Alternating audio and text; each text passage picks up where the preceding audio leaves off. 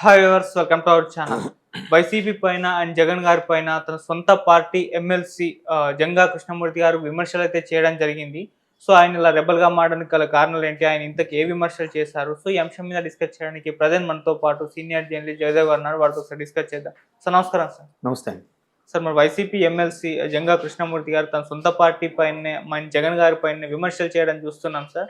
మరి దీన్ని ఏ విధంగా చూడొచ్చు అంటారు సార్? అంటే ఒక్కొక్కరుగా బయటకు వస్తున్నారు. ఎలా చూడటం అంటే యాక్చువల్గా ఇది సంక్రాంతి టైంలోనే ఆ పేరు వినబడిందండి. జంగా కృష్ణమూర్తి గారు అసంతృప్తితో ఉన్నారు, వైసీపీ నుంచి జంప్ అయ్యే ఛాన్సెస్ ఉన్నాయి, టీడీపీలో చేరే అవకాశం ఉందన్నట్టు కూడా వార్తలు విన్నాము. బట్ అవి గాలి వార్తలే అన్నట్టుగా అనుకున్నారు. బట్ అప్పుడు కూడా ఆయన ఏం స్పందించలే. ఇట్లా ఛానల్లో న్యూస్ వచ్చినప్పుడు కూడా కృష్ణమూర్తి గారు ఏం స్పందించలే. బట్ ఇవాళ ఆయన పర్సనల్ మొబైల్లో కూడా ఒక గోడ దగ్గర నిలబడి వీడియో తీసి పెట్టినట్టుగా చూస్తున్నాం. అంటే సేమ్ ఇప్పుడు ఆయన చెప్పి ఓపెన్ అయ్యాడు, చాలామంది ఓపెన్ అవ్వలేదు. ఎందుకంటే అంతకుముందు ఇప్పుడు జగన్మోహన్ రెడ్డి గారికి ఈ ముఖ్యమంత్రి అవ్వడానికి ముఖ్యమైన రీజను తండ్రి రాజశేఖర రెడ్డి గారు. ఆయన మేనియా, ఆయన ఆ క్రేజు, ఆయన ఈయనే మొత్తం ఆ మెరిట్తో ముఖ్యమంత్రి అయ్యారని నా అభిప్రాయం. అంటే వాస్తవమే కదా, జగన్మోహన్ రెడ్డి గారికి అంత సానుభూతి, అంత క్రేజ్ రావడానికి కారణం రాజశేఖర రెడ్డి గారు. సో రాజశేఖర రెడ్డి గారి హయాంలో పనిచేసిన వ్యక్తి ఈయన. అప్పుడు కాంగ్రెస్ తరపున గెలిచారు కూడా, ఇది గురజాల నియోజకవర్గం. సో తర్వాత గురజాలకి మన టీడీపీ తరపున ఎరపతినేని గారు 2 సార్లు అయ్యారు. అది ఇప్పుడు ఉమ్మడి గుంటూరు జిల్లా. ఒకప్పుడు ఉమ్మడి గుంటూరు జిల్లా, ఇప్పుడు నర్సరావుపేట, పల్నాడు అనుకుంటా. అయితే ఆ ఎరపతినేని గారికి ధీటుగా నేను నిలబడతానన్నప్పుడు కూడా ఈయనకి సముచిత స్థానం కల్పించలేదు. బట్ కాసు మహేష్ రెడ్డి గారు ఇప్పుడు ఎమ్మెల్యే అనుకుంటా, ఆయన గెలిచారు. సో సరే అని ఈయన బుజ్జగించడానికో లేకపోతే ఇతర కారణాల్లో ఇతనికి ఎమ్మెల్సీ ఇవ్వడం జరిగింది. సో ఇప్పుడు ఈ విషయాలన్నీ బయట చెప్తున్నారు. బట్ ఆయన మాట్లాడినంతా కూడా వాస్తవమే. బీసీ, ఎస్సీ, ఎస్టీ వర్గాల వారికి ఎంత ప్రాధాన్యత ఉంది ఆయన అదే కదా చెప్పాడు. ఒకవేళ ఎవరికైనా పదవులు ఇచ్చినా వాళ్ళకి చెప్పినట్టుగా ఏమైనా ఉందా? మొత్తం ఆయన కనుసన్నల్లో నడుస్తుంది, ఆయన చెప్పినట్టుగా అవుతుంది. మధ్యలో మంత్రులు వీళ్ళెవరూ ఉపయోగం లేదని అది అందరికీ తెలిసిన విషయమే. ఇప్పుడు ఒకవైపు సర్పంచులు కూడా స్ట్రైక్ చేస్తున్నారు, అంగన్వాడీలతో పాటు. ఇంకా చాలామంది ప్రభుత్వ ఉద్యోగులు అయితే ప్రతి వింగ్ పరంగా కూడా మొన్న ఒక ఎంఆర్ఓను చంపేశారు. ఎంఆర్ఓ చంపేస్తే ఇంకా రాష్ట్ర ప్రభుత్వ ఉద్యోగ సంఘాలు ధర్నా చేశాయి. అంతకుముందు టీచర్సు రాజధాని ముట్టడి కింద కార్యక్రమం కూడా చేశారు. చాలా ప్రతి రంగంలో కూడా అసంతృప్తి ఉంది. అవన్నీ కూడా ఈయన బయట పెట్టాడు. ఇప్పుడు సామాజిక న్యాయం అని అంటే ఏంటంటే ఎంత శాతం ఉన్నారు, అందులో నిష్ణాతులు ఎవరు ఉన్నారు, లేదా పర్టికులర్ సామాజిక వర్గానికి ఇవ్వచ్చు. ముఖ్యమంత్రి గారి సామాజిక వర్గానికి ఈ అన్నిట్లోనే ఉన్నాయి, కాకపోతే మిగతా సామాజిక వర్గానికి ఇస్తూ ఇప్పుడు ఈ 10లో ఒక 2 వాడికి కేటాయించి మిగతా 8 అందరు కేటాయిస్తూ అవుతుంది కదా. 10లో 9 కూడా అటే కేటాయించేసి ఒకటి ఏదో చూపిస్తున్నారట. కొన్ని దగ్గరలో అయితే 10 కూడా ముఖ్యమంత్రి సామాజిక వర్గానికే కేటాయిస్తారని ఆయనే చెప్తున్నారు. ఇప్పుడు టీటీడీ నుంచి ప్రతి బీసీ డిక్లరేషన్లు, కార్పొరేషన్లు ఏవి తీసుకున్నా కూడా ఆ పర్టికులర్ సామాజిక వర్గానికి అన్ని ఇచ్చేస్తుంటే మేమందరం ఎందుకు, మాకు వాల్యూ లేదు అండ్ గౌరవం కూడా దక్కడం లేదని వాపోతున్నాడు. అవన్నీ సగటు కార్యకర్త ఆవేదన. ఒక ఎమ్మెల్సీ మినిస్ట్రీలకే ఇవాళ రేపు మాట చెల్లుబాటు అవ్వడం లేదు, వీళ్ళకే. అటువంటిది ఇంకా సర్పంచులకి, ఇట్లాంటి ఎమ్మెల్సీలకి, జడ్పీటీసీలు, ఎంపీటీసీలు ఇవన్నీ ఎందుకు? ఇంకా వేస్ట్ కదా. అమెరికన్ ప్రెసిడెంట్ స్టైల్లో ఒకటే పెట్టేసుకుంటే మొత్తం ఆయనే చేసుకుంటే అయిపోతుంది కదా. అట్లా వీళ్ళందరూ ఒక్కొక్కరుగా బయటకు వస్తున్నారు. అంతకుముందు ఆయన కూడా బయటకు వచ్చారు, ఎమ్మెల్సీ మన వైజాగ్ నుంచి, ఆయన పేరు గుర్తురాడు. ఆయన ఇప్పుడు జనసేనలో చేరాడు, ఆయన వైసీపీ ఎమ్మెల్సీఏ. ఒక్కొక్కరుగా బయటకు వస్తున్నారు. ఎమ్మెల్సీలు ఏంటి, ఎమ్మెల్యేలు ఏంటి, లోక్సభకు పోటీ చేయాల్సిన వాళ్ళు ఏంటి, లేదంటే అసెంబ్లీకి పోటీ చేయాల్సిన వాళ్ళు ఎక్కడికక్కడ షిఫ్ట్ చేయడము అంత అవుతుంది. ఇప్పుడు ఆయన కూడా ఏమంటున్నాడు, రాజశేఖర రెడ్డి గారి హయాంలో పనిచేసినాం, రాజశేఖర రెడ్డి గారి ముఖం చూసుకొని ఇక్కడ ఆయన గెలుపులో మేము కూడా భాగస్వామ్యం అయ్యాము అని చెప్తున్నారు. అది అంతే కదా.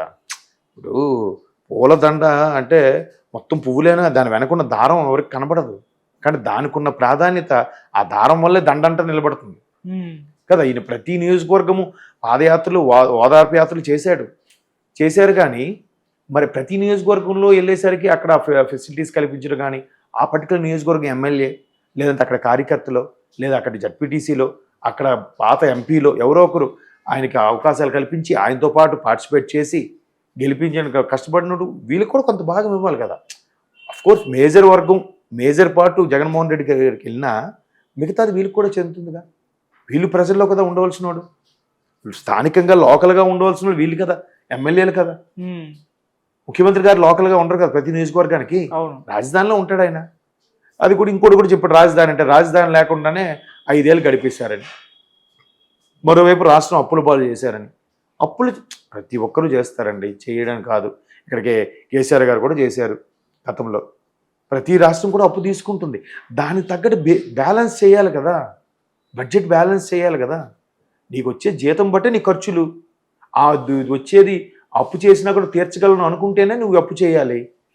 అప్పు చేసేసుకొని నువ్వు నీ జీతం పెరగకుండా అలాగ ఉంటే నీ పరిస్థితి ఏంటవుద్ది?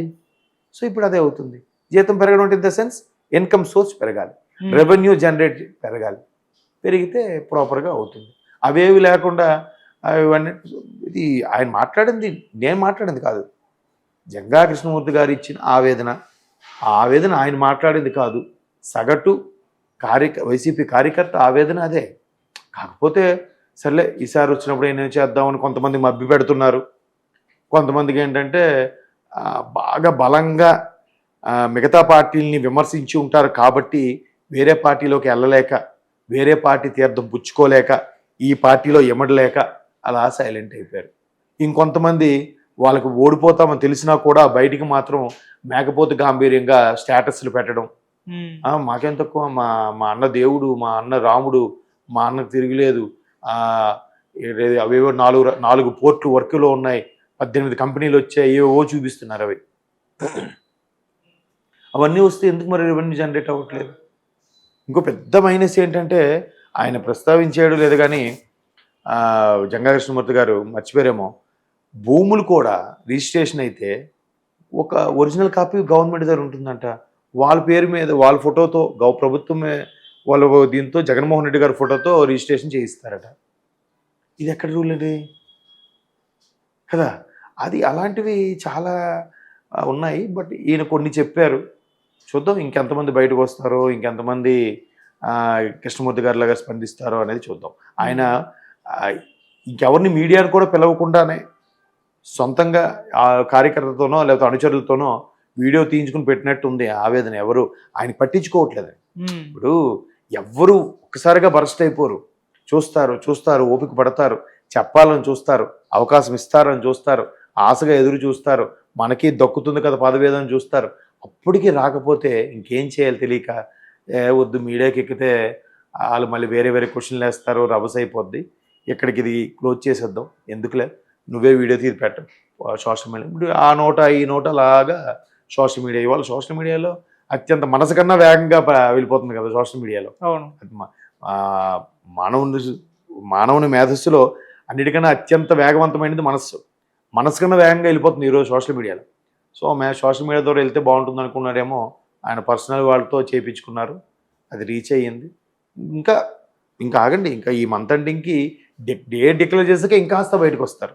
ఇప్పటివరకు ఏంటంటే సరే ఇన్ని రోజులైనా పదవి అనుభవిద్దామో, పదవి వ్యామోహమో, లేదంటే స్థానికంగా కొన్ని పనులు పెండింగ్లు ఉండిపోతే పదవిలో లేకపోతే మనకి ఎవరు పట్టించుకోరని చెప్పి అలా ఉన్నారో, కొంతమంది అట్లా ఆగారు. ఇంకా ఎట్లా జరుగుతుందో చూద్దాం, ఇలాంటి వాళ్ళు ఇంకెంతమంది బయటకు వస్తారు.